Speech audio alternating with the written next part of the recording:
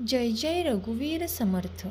आज आपण श्रीमद दासबोध निरूपण दशक 12वा समास 3 श्रवण करणार आहोत.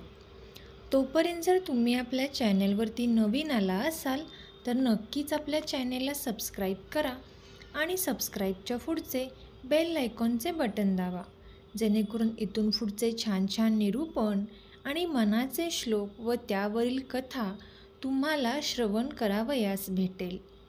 चला तर मग आजच्या निरूपणाला आपण सुरुवात करूया.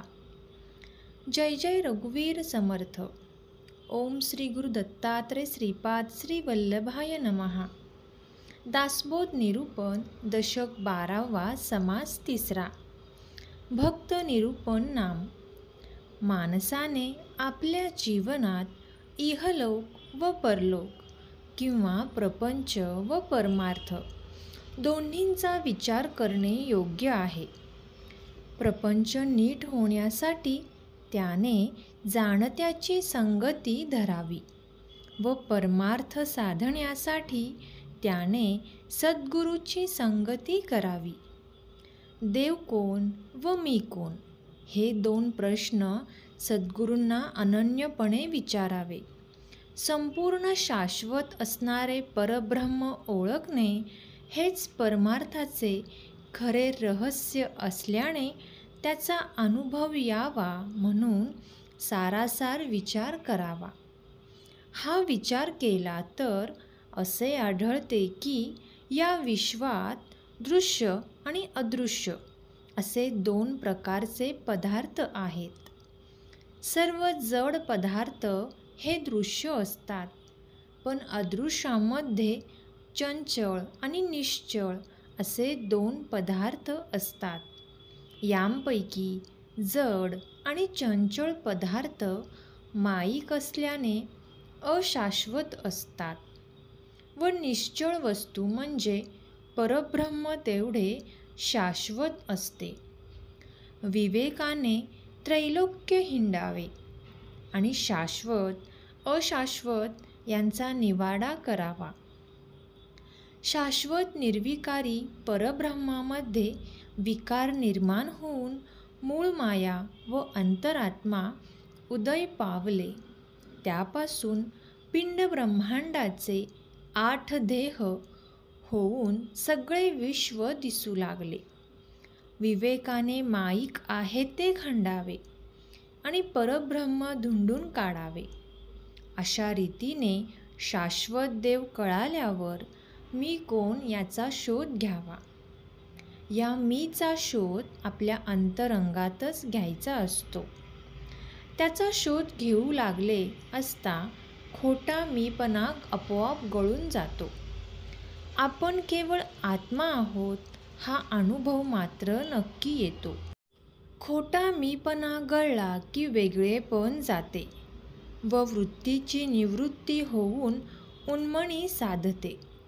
उन्मणी अवस्थेत ज्ञानाचे विज्ञान होते, ध्यानाचे ध्येय बनते. सगळे पाप विलयास जाऊन जन्माचे सार्थक होते. या पदाला पोचलेले भगवंताचे दासच इतर लोकांना तारतात. माणसाने प्रपंच व परमार्थ दोन्ही साधण्यात खरी सार्थकता असते. जाणत्याच्या सांगण्याप्रमाणे प्रपंच आवर्जून करावा, तर श्री सद्गुरूच्या सांगण्याप्रमाणे परमार्थ हा नक्की करावा.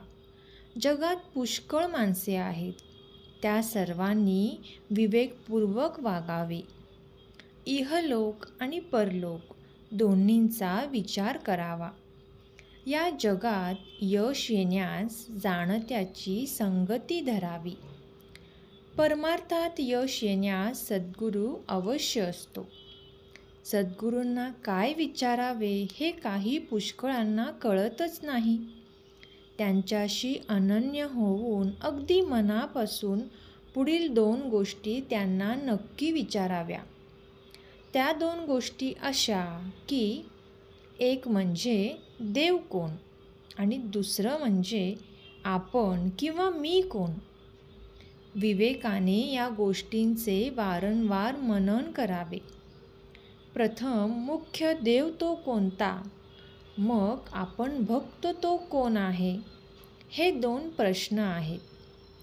त्यांची उत्तरे सापडण्यास पंचीकरणाचा आणि महावाक्यांचा विचार हा पुन्हा पुन्हा करावा. शाश्वत परब्रह्माचा प्रत्यक्ष अनुभव घेणे हेच साऱ्या परमार्थाचे रहस्य समजावे. शाश्वत व निश्चळ परब्रह्म ओळखणे हेच सर्व परमार्थ केल्याचे फळ आहे. केवळ शुद्ध मी कोण आहे याचाही शोध घ्यावा.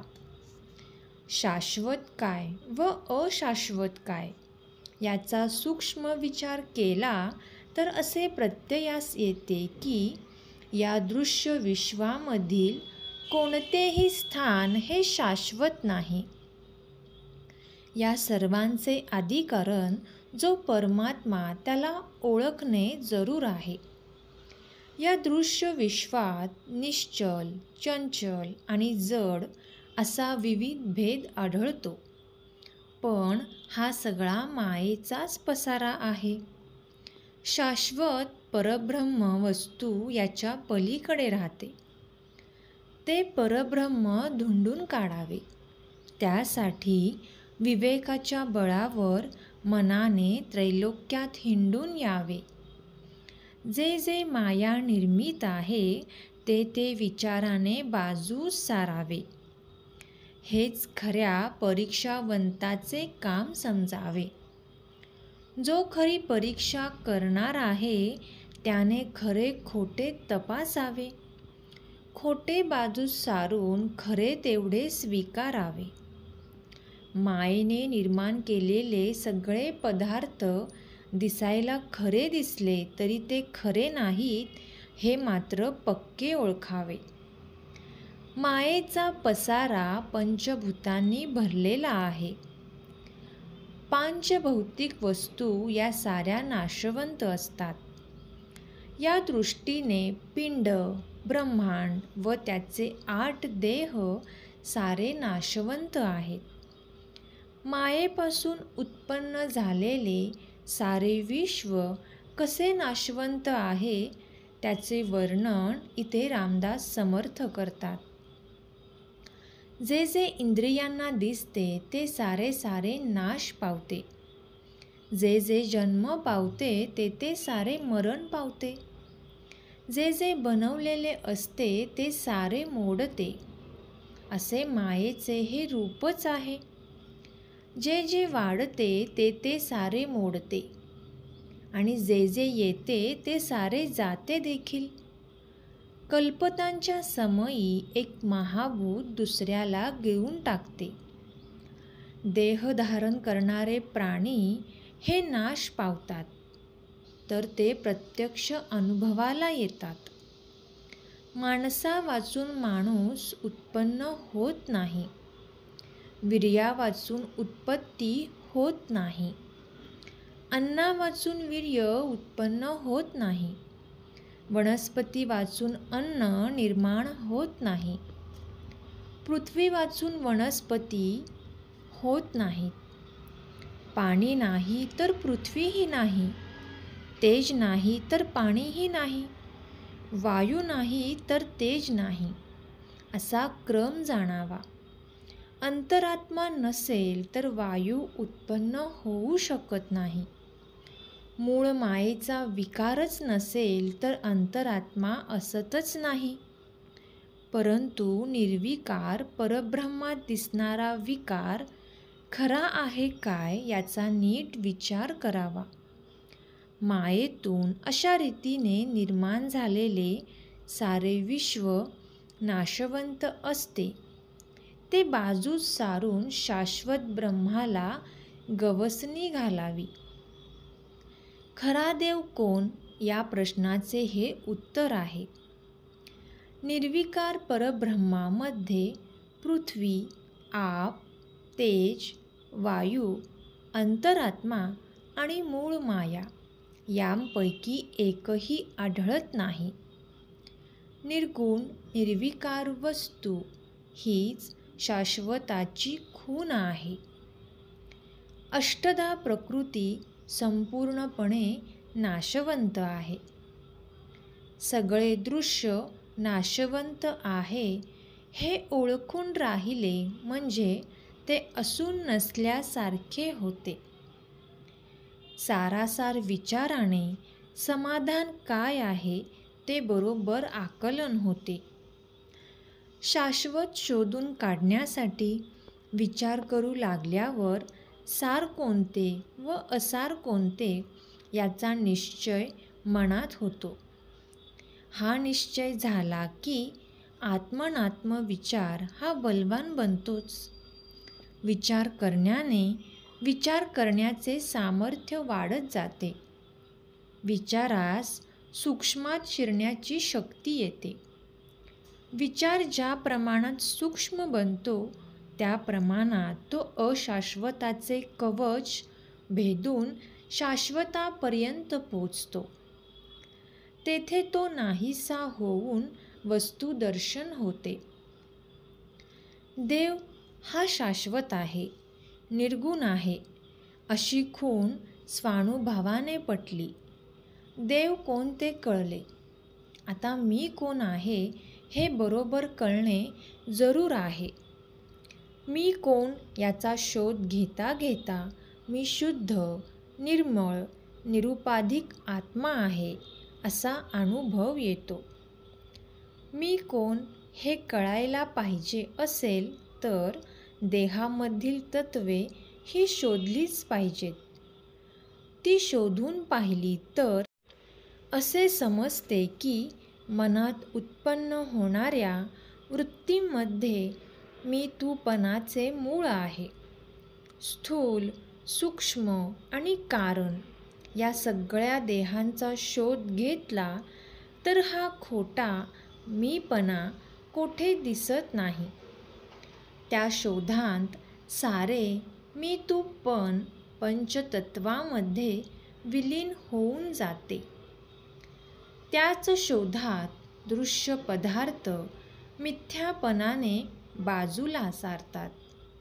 एक तत्व दुसऱ्यामध्ये लय पावते.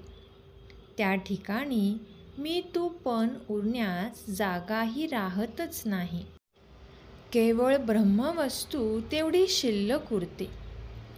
पंचीकरण काय, तत्वविवरण काय, महावाक्य चिंतन काय या सर्वांचा भावार्थ असा आहे की आपण परमात्म स्वरूप आहोत. तसा अनुभव येण्यासाठी आपण अनासक्त होऊन आत्मवस्तूंशी तदाकार हे झालेच पाहिजे. तात्पर्य देव आणि भक्त यांचे मूळ शोधून पाहिले तर सर्व उपाधिरहित असा केवळ आत्मा हा शिल्लक उरतो. त्या आत्म्याचा साक्षात्कार झाला म्हणजे काय होते ते सांगतात. अशा रीतीने मीपण हे नाहीसे झाले. आत्मनात्मक विवेकाने वेगळेपण हे नाहीसे झाले म्हणजे वृत्तीरहित अवस्था येऊन उन्मणीपद हे प्राप्त होते. ज्ञानाचे रूपांतर हे विज्ञानात होते. ध्यान ध्येयमय बनते. कार्यकारण भावामध्ये अंतर्भूत होणारे सारे द्वैतमय दृश्य बाजूला सारते. जन्म मरणाचे चक्र संपते. सगळे पाप विलयास जाते. यमयातनेच्या तावडीतून सुटका होते. तर सर्व प्रकारची बंधने ही तुटतात. ब्रह्मविचाराने मोक्ष हा प्राप्त होतो आणि जन्माचे संपूर्ण सार्थक झाले आहे असे वाटते. नाना प्रकारचे संशय हे नाहीसे होतात. सर्व संकटे ही नाहीशी होतात. अशा रीतीने आत्मज्ञान आणि आत्मनात्मक विवेक यांच्या सहाय्याने पुष्कळ लोक पावन झाले.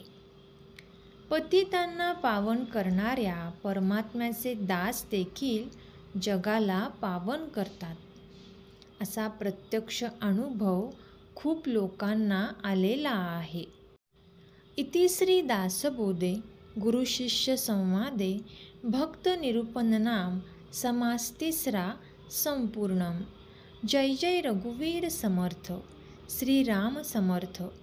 इथून पुढचे सुद्धा निरूपण किंवा मनाचे श्लोक व त्यावरील कथा, समर्थ विचार तुम्हाला ऐकायचे असतील तर नक्कीच आपल्या चॅनेलला सबस्क्राईब करा आणि सबस्क्राईबच्या पुढचे बेल आयकॉनचे बटन दाबा, जेणेकरून दर सोमवारी सकाळी 7 वाजता चालू समास निरूपण आणि दर गुरुवारी संध्याकाळी 8 वाजता मनाचे श्लोक व त्यांवरील कथा हे तुम्हाला श्रवण करायला भेटेल.